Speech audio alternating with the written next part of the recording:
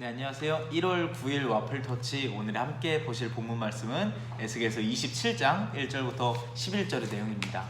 네, 오늘의 내용 같은 경우에는 이제 어제 본문에 이어서 계속 에스겔을 통하여 두로를 향한 하나님의 심판의 메시지를 담고 있는 내용이고요. 오늘 내용 같은 경우에는 이제 오늘부터 이제 내일까지 계속 이어지는 본문에서는 에스겔을 향해서 하나님이 이렇게 말씀하십니다. 네가 두로를 위한 애가 슬픔의 노래를 지어서 불러주어라 하면서 이제 이 애가를 통해서 그 속에 있는 담긴 내용을 통해서 두로의 심판에 대한 내용을 하나님께서 이야기를 하고 계신 것이죠. 그런데 굉장히 좀 앞뒤가 안 맞는 내용이 있습니다. 이제 애가라는 것은 슬픔의 노래, 어떤 절망의 노래, 눈물의 노래를 의미를 합니다. 그래서 이 두로가 멸망할 것에 대한 어떤 슬픔을 표현한 노래라고 할 수 있는데요. 그런데 오늘 본문 말씀을 보면 이 두로가 하나도 슬플 것이 없어 보이는 내용들로 구성이 됩니다. 그래서 네가 에스겔아, 네가 두로를 향한 애가를 불러주어라 라고 이야기를 하고서 이 애가의 내용을 살펴보면 이렇습니다. 네가 너무너무 너 스스로도 너무 나는 아름답다, 나는 나무랄 데가 없이 아름답다라고 이야기를 하는데, 실제로 네가 바다 가운데 있으면서 이 건축 자재들도 다 너무 아름답고 네가 무역하는 것도 너무너무 아름답게 잘 진행되고 있고, 네가 성벽들이 잘 지켜지고 있어서 다른 사람들은 너한테 공격하러 오는 것도 네가 완벽하게 아름답게 방어할 수 있고, 어디 해안에 뭘로 갑판을 만들고 돛을 만들고, 너는 너무너무 아름답다, 그래 네 말이 맞다라고 하나님께서 이야기를 하고 계신 것으로 오늘의 본문이 구성이 됩니다. 아니, 하나님께서 애가 슬픔의 노래를 불러라, 너는 심판당할 것이다, 멸망할 것이다 라는 그런 노래를 불러라 라고 하는데, 정작 이 두로를 향한 약간 이 뒷부분만 보면 두로를 향한 찬양시라고 할 수 있을 정도로 굉장히 좋은 내용들로 구성이 되어 있습니다. 이것이 무엇을 의미하는 것일까요? 아무리 세상의 기준으로 아름답게 꾸며도 하나님 보시기에는 그 속에 담긴 것, 그 마음, 두로라는 국가의 마음 속에 담긴 것이 너무너무 안 좋아 보였고 너무너무 죄돼 보였고, 그로 인해서 결국 심판에 이르게 하시는 그런 하나님의 마음을 오늘 본문 말씀을 통해서 살펴볼 수가 있었습니다. 이제 어제 내용 어제 이정도 목사님께서도 이제 이야기해 주셨는데, 이 두로라는 나라가 영토는 작지만 굉장히 비옥했고 천연의 요새와 해상 무역과 굉장히 어떤 사치품들도 많이 만들어지고, 건축 자재도 이 옆에 산맥을 통해서 건축 자재도 많이 생성이 되는 그런 알짜배기 땅이었습니다. 해안 도로에서 너무너무 멋있게 만들어지고, 심지어 다른 나라들이랑 어떤 관계들도 전부 다 우호 관계를 맺을 정도로 아주 젠틀하고 나이스한, 그런 멋있어 보이는, 겉모습은 굉장히 아름다운 그런 국가가 두로였습니다. 그런데 말이죠, 이 두로가 굉장히 좀 치사하고 악랄한 모습을 마음 깊숙한 곳에 가지고 있었습니다.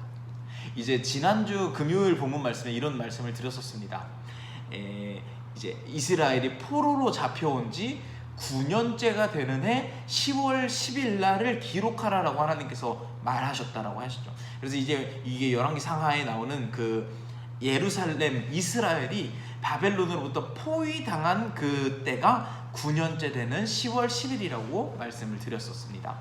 그런데 어제의 본문 말씀부터 시작되는 두로를 향한 심판의 메시지가 언제 시작이 됐냐면, 이스라엘이 포로로 잡혀온 지 11년째가 되는 해 어느 달 1일이라고 표현을 하고 있습니다. 9년째 되는 해 10월 10일 날 이스라엘이 포위되었고요.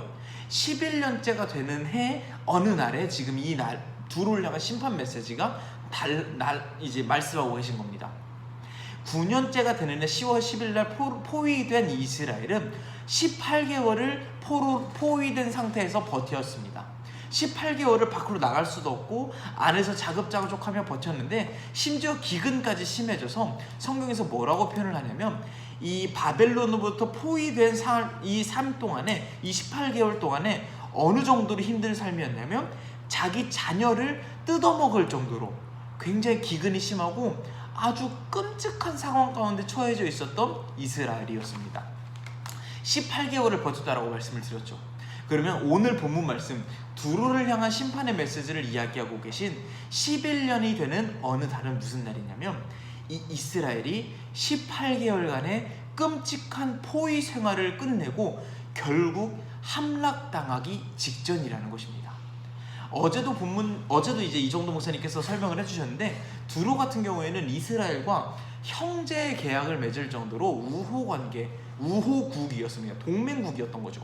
그런데 동맹국이 자기 자녀의 살을 뜯어먹을 정도로 끔찍한 상황에 처해 있는데, 그 끔찍한 상황에 처해 있는 이스라엘을 구하기는커녕 도움을 주기는커녕 이 이스라엘이 함락당할 때까지 팔짱 끼고 멀리서 그냥 방관만 하다가 정작 함락당하니까 아싸, 이제 우리가 이스라엘 망했으니까 반사의 이익을 얻을 수 있겠다, 이렇게 말하고 있다는 것이죠. 겉이 아무리 화려하고 깨끗하고 멋있어도 그 속에 담긴 것이 이렇게 더럽고 추악하면 하나님께서 심판하시는 것입니다. 하나님께서는 사람의 겉모습이 아니라 그 중심을 보시는 분이시기 때문입니다. 이것을 우리에게도 좀 적용해 볼 수 있지 않을까요? 우리가 겉으로는 굉장히 나이스하고 젠틀하고, 심지어 저희가 교회 생활을 할 때는 더더욱 속마음을 숨기고 젠틀하고 멋있고 아름다운 모습들만 보여주곤 합니다. 당연하죠. 교회에 와서 사람들을 대하는 데 있어서 속마음을 다 드러내고 생활하기에는 사실 좀 어려움이 없지 않으니까 말이죠. 그런데 하나님께서 보시는 것은 사람들 눈에 보여지는 아름다움이 아니라, 사람들 눈에 보여지는 어떤 귀한 모습들이 아니라 그 마음속에 얼마나 사랑의 마음이 담겨 있는가. 여기서 두로를 향해서 이야기하시는 것은 이웃을 향한 사랑의 마음이 얼마나 그 속에 담겨 있는가를 하나님께서 보신다는 것이죠. 하나님께서 예수님을 통해서 분명히 이렇게 말씀하셨습니다. 여러 중요한 계명들이 있는데 하나님을 사랑하는 것과 이웃을 사랑하는 것이 가장 중요하다. 그리고 이 두 가지는 똑같이 중요하다라고 이야기를 합니다.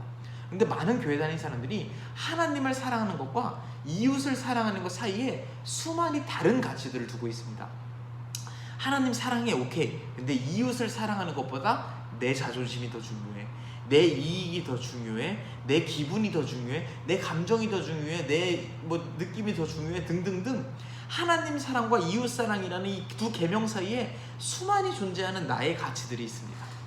하나님께서는 하나님을 사랑하는 것만큼 이웃 사랑하는 것을 중요하게 여기길 소망하시고요. 그리고 내 마음 깊숙한 곳이 정말로 이웃을 사랑하는 마음으로 가득 차 있는가 항상 살펴보는 분이시라는 것을 우리가 생각할 수 있었으면 좋겠습니다. 저는 그리고 이 두로에 대한 내용을 볼 때마다 떠오르는 본문이 하나 있는데, 마태복음 11장 21절의 내용입니다. 예수님께서 이제 고라신과 베세다라고 하는 지역을 향해서 뭐라고 말씀하시면, 너네들은 화가 있을 것이다. 너네들은 내가 너네들 있는 지역에 가서 막 은혜도 많이 베풀고 기적과 이적도 많이 보여줬는데 전혀 지금 회개 내용이 없었다. 내가 만약에 너네들에게 했던 것처럼 회개의 내용을, 어떤 기적과 이적의 표적을 두로와 시돈에서 보여줬다면 그들은 이미 회개했을 것이다 라고 이야기를 합니다.